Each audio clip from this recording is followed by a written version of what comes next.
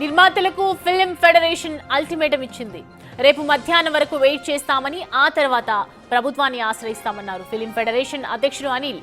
తమకు ప్రభుత్వంపై నమ్మకం ఉందన్నారు అనిల్. తమతో నిర్మాతలు డైరెక్ట్ గా మాట్లాడారని, వాళ్ళు ఛాంబర్తోనే సంప్రదింపులు చేస్తారన్నారు.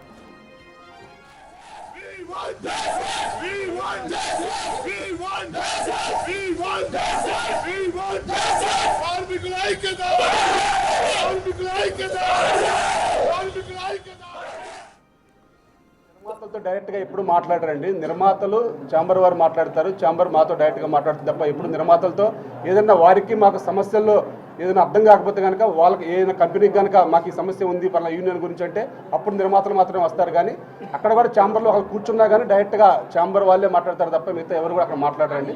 అది దానికి కొంచెం టైం ఉంటుందండి. ఇప్పుడు ఎందుకంటే మనకి ఏదన్నా సరే చిన్న సమస్య వచ్చినా ఛాంబరే మాకు పెద్ద దిగ్గా ఉంటుందని మేము ఇప్పుడు కూడా భావిస్తున్నాం, ఈ క్షణం కూడా భావిస్తున్నాం. అలా కాదు అని వారు కనుక మా వల్ల కాదని కనుక చెప్తే మేము చెప్పాం కదండి, వారి వల్ల కాదు అని చెప్పినప్పుడు మాత్రమే మేము ప్రభుత్వాన్ని ఆశ్రయిస్తాం. కంపల్సరీగా మేము ఈరోజు రేపటి వరకు కూడా మేము ఛాంబర్ ద్వారా పిలుపు వస్తామని ఆశిస్తున్నాం. లేకపోతే రేపు మధ్యాహ్నం తర్వాత మేము గవర్నమెంట్ని కూడా ఆశ్రయిస్తామండి.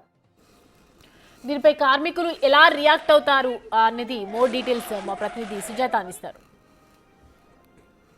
ఇండస్ట్రీలో ఇప్పుడు విశ్వప్రసాద్ లీగల్ నోటీసులు ఇవ్వడం దుమారం లేపుతుంది. ఇప్పటి వరకు శ్రమ దోపిడీ చేసుకున్నటువంటి వాళ్ళంతా కూడా మాకు స్కిల్స్ లేవు అనడం చాలా బాధాకరంగా ఉంది అని చెప్పి తమ నిరసన వ్యక్తం చేస్తుంది. ప్రస్తుతం మనతో పాటు డ్రైవర్ అసోసియేషన్ సభ్యులు ఉన్నారు. చెప్పండి, విశ్వప్రసాద్ నోటీసులు జారీ చేయడాన్ని ఏ విధంగా చూస్తారు? విశ్వప్రసాద్ గారు ఈ యొక్క 24 షాప్స్లో ప్రతి ఒక్క సభ్యుడికి ఒక యూనియన్ ఉంటుందమ్మా. ఈ యూనియన్ కానీ లేకపోతే ఈ రోడ్డు మీద ఉన్న జనాలందరూ కూడా ల్యాండ్ ఇష్యూస్ వస్తాయి. ఎందుకంటే ఒకరొకరు శ్రమ దోపిడీ కాదు, రక్త దోపిడీ చేస్తున్నారు తల్లి, రక్త దోపిడీ చేస్తున్నారు సార్. ఈ రక్త దోపిడీ తట్టుకోలేక మా సభ్యులు ట్రైన్కి ఎదురుగా వెళ్ళిపోయిన వాళ్ళు చాలామంది ఉన్నారు, ఊరేసుకున్న వాళ్ళు చాలామంది ఉన్నారు, మందు తాగి రీసెంట్గా 2-3 చనిపోయిన వాళ్ళు చాలామంది ఉన్నారు. ఎవరికి కూడా వాళ్ళని కాపాడాలనుకునే ఏ హాస్పిటల్ కూడా ప్రొడ్యూసర్ మా కోసం కట్టలేదు సార్. ఒకటే ఒక హాస్పిటల్ 24 స్టాఫ్స్ కలిపి వెనుకుంది హాస్పిటల్ అదే అండి. ఈ హాస్పిటల్కి వచ్చి మేము చూపించుకోవాలి. మాకు షుగర్ వచ్చినా బీపీ వచ్చినా ఈ హాస్పిటల్కి వచ్చి మందులు తీసుకోవాలి. లొకేషన్లలో మా కోసము ఏ అంబులెన్స్ ఉండదు, పాము గరిచిన ఏ అంబులెన్స్ ఉండదు, తేలు గరిచిన ఏ అంబులెన్స్ ఉండదు, యాక్సిడెంట్ అయిన ఏ అంబులెన్స్ ఉండదు. కనీసం లేడీస్కి టాయిలెట్ పోదామంటే టాయిలెట్స్ ఏర్పాట్లు ఉండవు. వాళ్ళు ఒక అడవిలోకి తీసుకెళ్ళి రాత్రింపగలు షూటింగ్ చేస్తారు. అక్కడ దోమలకు మలేరియా వచ్చి మమ్మల్ని మేము కాపాడుకోలేక మా కుటుంబాలు అన్యాయం అయిపోతే మేము ఒక డొనేషన్ రూపంలో యూనియన్ ఆఫీస్కి మేము 500, 1000, 1,00,000, 2 లక్షలు ఇచ్చిన డొనేషన్ అట్లా అంటుపెట్టి కూడబెట్టి ఫిక్స్ డిపాజిట్ చేసి మా కుటుంబాలకు 10 లక్షలుగా 15 లక్షలకి ఇస్తున్నారు తప్ప. లక్షల్లో జీతాలు ఉన్నాయి, రోజుకి 5,000 నుంచి 6,000 రూపాయల వరకు డ్రైవర్లకి చెల్లిస్తున్నాం అంటున్నారు. వాస్తవమేనా? వాళ్ళు అపోహపడుతున్నారు. 5,000 రూపాయలు అంటున్నారు కదా, మేము 1,195 రూపాయలు మేము అంటున్నాం కదా. ఈశ్వరప్రసాద్ గారు కొంచెం ముందుకేసి 1,50,000 డ్రైవర్కి ఇస్తున్నాం అంటున్నారు కదా. 1,50,000 కాదమ్మా, 24 గంటలు పనిచేస్తాము, 28 రోజులు పనిచేస్తాము. నెలకు కార్మికులకు నెలకు ఒక రోజు సెలవు ఉండాలి కాబట్టి మా పర్సనల్గా ఏదైతే ఒకరోజు సెలవు తీసుకుంటాము, 28 రోజులు పనిచేస్తాము. 50,000 ఇవ్వండి చాలు, 50,000 ఇస్తే చాలు. వీళ్ళు అంటున్నారు ఓబరు లేదంటే ఇంకోటి మాకు ప్రత్యామ్నాయం ఉంది అంటున్నారు. ప్రత్యామ్నాయము సిటీలో అన్నపూర్ణ స్టూడియో, శారద స్టూడియో ఇలాంటి స్టూడియోలకు మాత్రమే వర్కర్స్ కానీ వెహికల్స్ కానీ ఏ డిపార్ట్మెంట్ పనిచేస్తుంది. వీళ్ళు 100 కిలోమీటర్లు తీసుకెళ్తున్నారు మమ్మల్ని. వీళ్ళు అంటున్నారు చెన్నైలో కంటే, బెంగళూరులో కంటే, బొంబాయిల కంటే వీళ్ళకి వేతనాలు ఎక్కువ ఉన్నాయి అంటున్నారు. వాళ్ళ వేతనాలు 25 కిలోమీటర్ల తర్వాత దాటిన తర్వాత వాళ్ళ వేతనం మారిపోతుందమ్మా. వాళ్ళ వేతనం మారిపోయిన తర్వాత ఇంకో బొత్త ఇవ్వాలి అడిషనల్గా, అది వాళ్ళకి తెలియదు. మేము 100 కిలోమీటర్ల వరకు ఒకటే బొత్త తీసుకుంటాం. మీకు అసలు స్కిల్సే లేవని చెప్తున్నారు. ఏం చెప్తారు? స్కిల్స్ లేని ప్రొడ్యూసర్లు స్కిల్స్ గురించి మాట్లాడుతున్నారు. స్కిల్సే ఉంటే ఎందుకు సినిమాలు ఫెయిల్ అవుతాయి? వాళ్ళు అంటున్నారు సంవత్సరానికి 250 సినిమాలు చేస్తే 230 సినిమాలు ఫెయిల్ అవుతున్నారు. అంటే ఏ పర్సెంటేజ్ ఫెయిల్ అవుతుంది? వర్కర్స్ పర్సెంటేజా? వర్కర్స్ కానీ రాకపోతే నోటీసులు ఇచ్చారు. విశ్వప్రసాద్ గారు రోజుకి 1,50,000 రూపాయలు లాస్ అయింది అని కోర్టులో కేసు వేశారు. ఎవరు విఫలమైనట్టు? ప్రొడ్యూసరా వర్కరా? 100% ప్రొడ్యూసరే. ప్రొడ్యూసర్ విఫలమైనందుకే వారి రేటింగ్ 230 సినిమాలకు వెళ్ళింది. వాళ్ళకి కిల్స్ ఉంటే వాళ్ళు ఏ సినిమా తీయాలో, ఏ హీరోతో సినిమా తీయాలో, ఎలాంటి చోట డబ్బు ఇవ్వాలో, ఎలాంటి చోట వృధా చేయకూడదు వాళ్ళకి జ్ఞానం ఉంటే ఇంత విచ్చిలివిడిగా ఖర్చు కాదు. మీ వల్లనే విశ్వప్రసాద్ అంతా కూడా నష్టాలు అవుతున్నాయని అంటున్నారు, వాస్తవమేనా? మీకు విశ్వప్రసాద్ గారి గురించి బ్యాక్గ్రౌండ్ మీకు తెలుసో తెలియదు కానీ మాది కర్నూలు జిల్లా అమ్మ. నాకు నోటీస్ ఇచ్చిన పర్లేదు విశ్వప్రసాద్ గారు. వాళ్ళ కుటుంబానికి ఏ షాప్ ముందో నాకు తెలుసు, వాళ్ళ హోటల్లో ఏ షాప్ ముందో నాకు తెలుసు. వాటి గురించి పర్సనల్లీ మాట్లాడను. కానీ సంస్థల కోసం వస్తే వాళ్ళు ఫ్యాక్టరీలు 2 ఫ్యాక్టరీలు మూతేసి బెంగళూరు వెళ్ళిపోయి, బెంగళూరు నుంచి విదేశాలకు వెళ్ళిపోయి, విదేశాల నుంచి మళ్ళీ ఇక్కడికి వచ్చాడు. ఎప్పుడో 40-60 సంవత్సరాల నుంచి జరుగుతున్న ఇండస్ట్రీని పాడు చేయడానికి ఈయన ఒక్కడు ఒక కలుపు మొక్కలాగా సృష్టిస్తున్నాడు. అందరూ ప్రొడ్యూసర్లు అందరూ అనుకూలంగా ఉన్నారు, ఈయన రెచ్చగొడుతున్నారు. 2-3 కలిసి సినికెట్ అయిపోయి, వాళ్ళు మాఫీ అయిపోయి, వాళ్ళు సామాన్యులకు డేటర్ లేకుండా, సామాన్య సినిమాలు ఆడనీయకుండా వాళ్ళు లోపల అంచివేసి 230 సినిమాలు ఫెయిల్ అవుతున్నాయి. అంటే దాని కారకులు వీళ్ళే.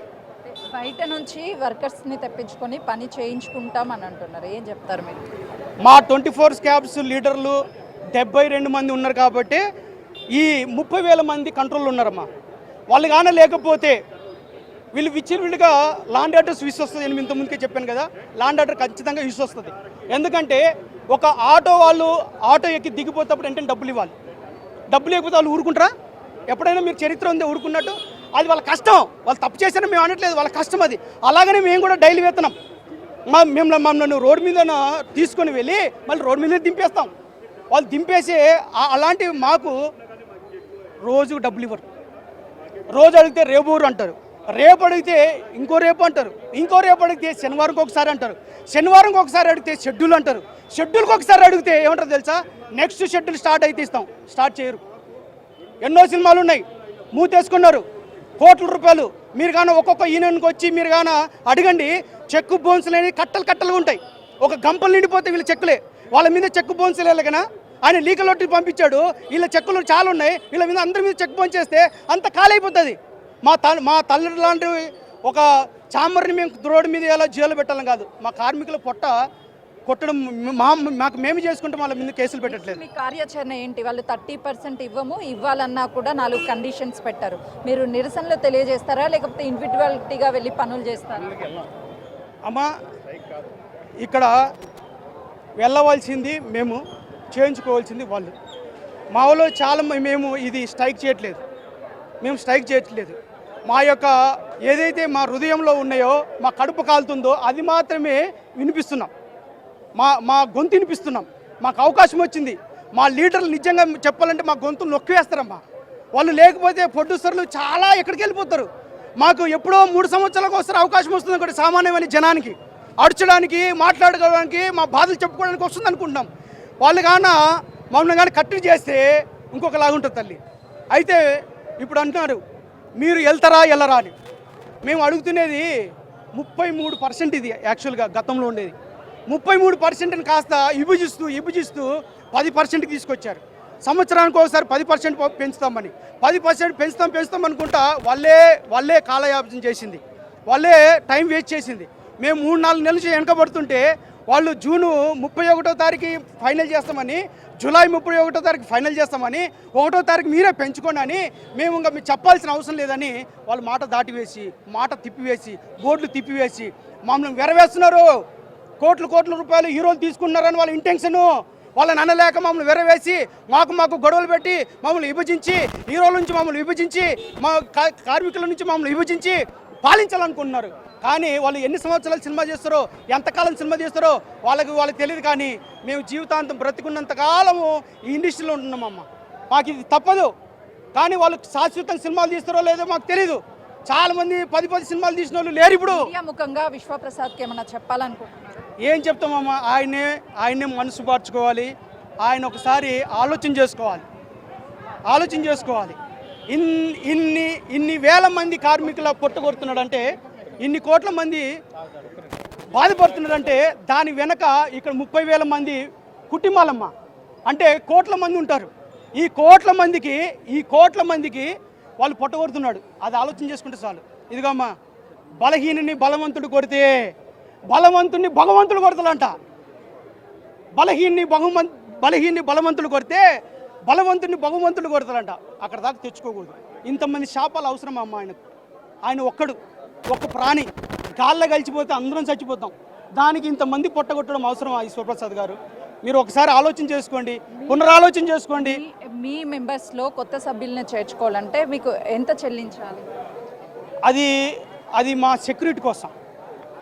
ఇందాక నేను ఒక మాట చెప్పాను కదా, మాకు అర్ధరాత్రి పాము కొరికినా, తేలు కుట్టినా, ఏదో విశ్వజ్వరాలు వచ్చినా, దోమలు కొట్టి మలేరియాలు వచ్చినా, అర్ధరాత్రి కళ్ళు తిరిగి పడిపోయినా మాకంటూ ప్రొడ్యూసరు ఎటువంటి హాస్పిటల్ మాకు కట్టించలేదమ్మా. మాకు మేమే గవర్నమెంట్ దగ్గర అర్జీపెట్టుకుంటే, గవర్నమెంట్ దగ్గర పోరాడితే 24 క్రాఫ్ట్స్ కార్మికులకు కలిపి ఒక హాస్పిటల్ అని ఇక్కడ కట్టారు. ఇక్కడే వచ్చి చూపించుకోవాలి. మాకంటూ ఏ హాస్పిటల్ లేదు. ఒక అంబులెన్స్ అరేంజ్ చేయలేరమ్మా వాళ్ళు.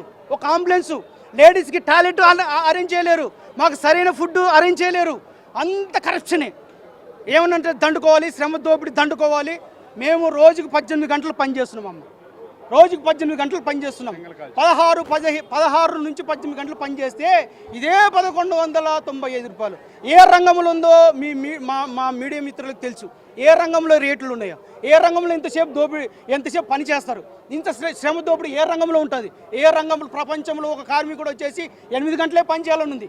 వాళ్ళు పెట్టుకున్న కాల్ షీట్ 6 నుంచి 6 అంటే మేము దానికి 2 గంటల ముందు, తర్వాత 3 గంటల తర్వాత మేము పనిచేస్తున్నాం. అయినా సరే వాళ్ళు మమ్మల్ని గుర్తించకుండా మమ్మల్ని ఇంత తక్కువ వేయడం అనేది ఇది సరికాదు. మేము పేద కార్మికులము, మీరు దయించి తండ్రి లాంటి వారు. మేము ఎన్ని మాట్లాడుకున్నా, మీరు ఎన్ని తప్పులు చేసినా, మేము ఎన్ని తప్పులు చేసినా మీ కడుపులో మీరు పెట్టుకుంటారు, మా పెద్దలను మేము కొంటాం. అట్లే పోతే మీరు నోటీసులు ఇచ్చారే, మేము కూడా చెక్కులు బౌన్స్లో నోటీసులు ఇస్తే మీ కంపెనీలు ఎక్కడ పోతాయి? అయితే ఉదయం నుంచి సినీ కార్మికులు 30% పెంచాలి అని ఫెడరేషన్ సభ్యులతో నిర్ణయం ఏం తీసుకుంటారు? ఫెడరేషన్ అదేవిధంగా సినీ కార్మికులు అంతా కలిసి నిర్మాతలకి ఒక విన్నవించుకుంటున్నారు. 30% పెంచాలి, 30% పెంచినా కూడా ఎక్కువే. కానీ సినీ ఇండస్ట్రీలో ఒక అలజడిని సృష్టించి విభజించు పాలించు అనే విధంగా విశ్వప్రసాద్ చేస్తున్నారు. ఇది కరెక్ట్ కాదు, మాకు లీగల్ నోటీసులు పంపించినా ఎదుర్కోవడానికి మేము సిద్ధంగా ఉన్నాము అని చెప్పేసి యూనియన్ సభ్యులు చెప్తున్నారు. కెమెరామెన్ హరీష్తో సుజాత.